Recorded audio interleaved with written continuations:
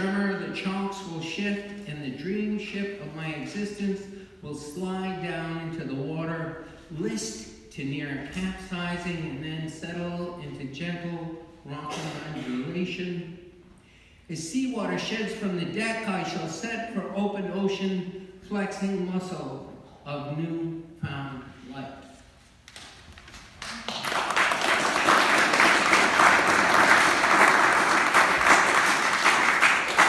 So the companion piece to that is much more earthly. Actually, it's inspired by reality TV. You know, it's anybody here watch Browntown or how about Oak Island? You know, we really got at this time something significant. Boots on the ground. You know, talking to the camera.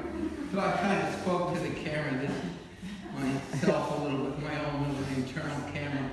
Shipyard reality. So I'm in the shipyard working on a Goliath-sized boat. With an aside to imaginary camera, I remark to myself, it's almost as real here as TV. The warning whistle blows 5 minutes to 6. The workforce collectively breathes deep, checks equipment, hard hats, harnesses, gloves, and glasses, and stirs toward the day at hand. The collaboration of 1,000 men can yield a ship that can haul its weight and cargo across the ocean. Just as I entered the gate this morning, after 40 years of toil, I was visited by lucidity and saw the word collaboration from its roots. Co-laboration. Working together. 1,000 men, ant-like, scrape, drag, lift, and fasten. A metal edifice is rising that shall deliver fuel pumps, corn flour, sneakers, salad dressing, sewing machines, Toyota trucks, and rubber ducks around the world. We arrive before sunrise carrying a list of rules and regulations in our head that if transgressed will end our tenure here. 6 a.m. and the whistle blows again. Sheet steel, welding rod, and paint pails are poured along with copper wire, iron pipe, and glass into a seething cauldron of smoldering men. Come sunrise, they are already lugging, cutting, and welding. They move in continuum even after the sun has set. I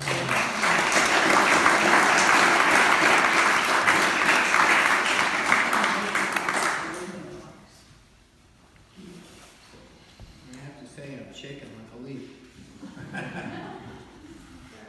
Always, I guess, always want to read a little,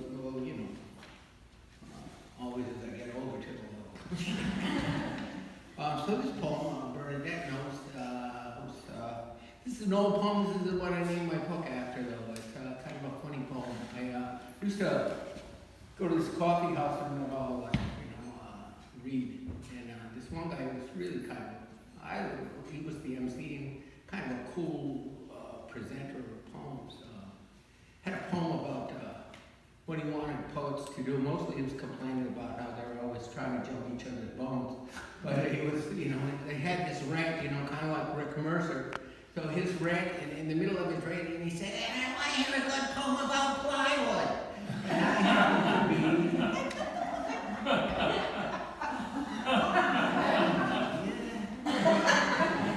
I happened to be, I was working on this building in Cambridge, Massachusetts, and the next week I came in with this poem. So they said, "Bill, you're going to change your poem now." So this is called Shredding Plywood. And it was written with a lumber pencil, that is true, and it's dedicated to Bill McMahon, who had the rant. And it's in sections. Veneers, one might say. Concrete. A plastic fluid mixture of sand, stone, and Portland cement. Without guidance, it slumps formless, random. On a hot day, it hardens in no time.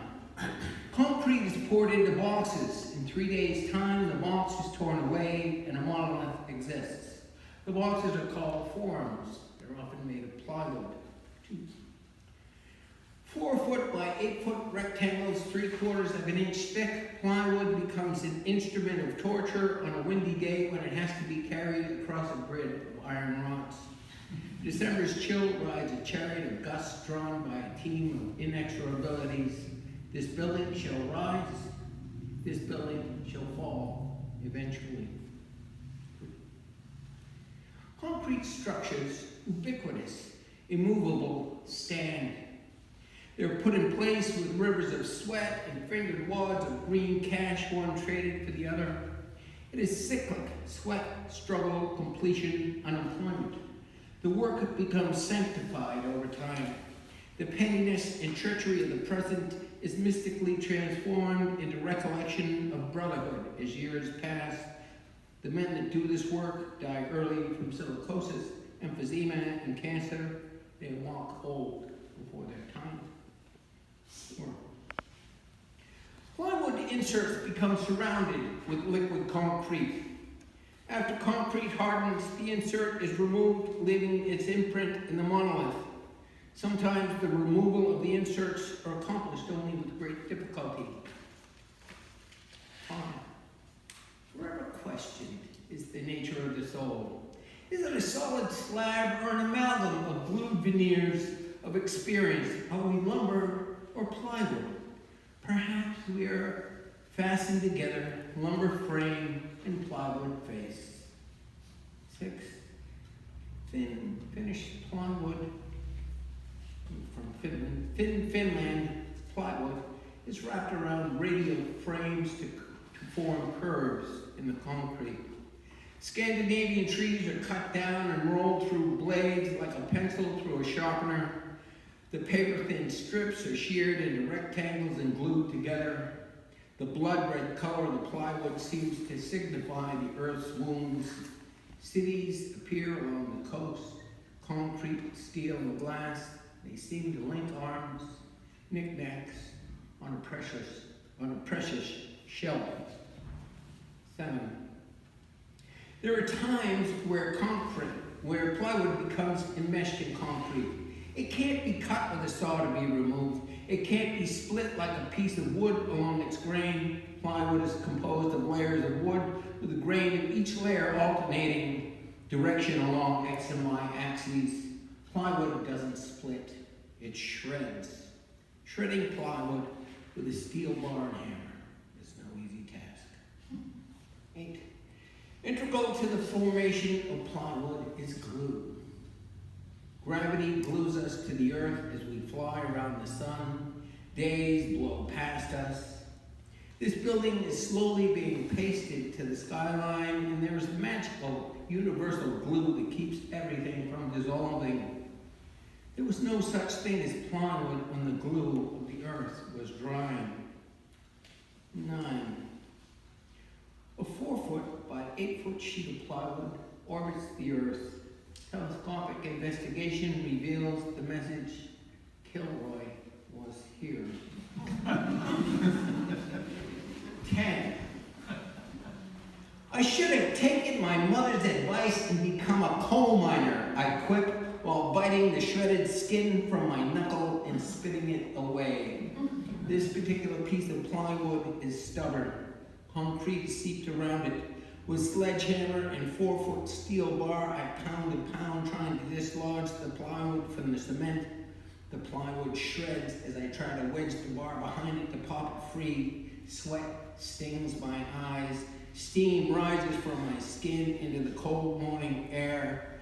I pound the bar further into the plywood. As I strain on the bar, I recall, come to me, all ye who labor, and I shall give you rest. Thoughts sail from my mind like a festival of balloons. If I could be in a better place than here and now, I'm not aware. With a Herculean tug on the bar, the plywood pops and falls away from the concrete. I stop, wipe the sweat from my brow, savoring for an instant that I'm right where I'm supposed to be.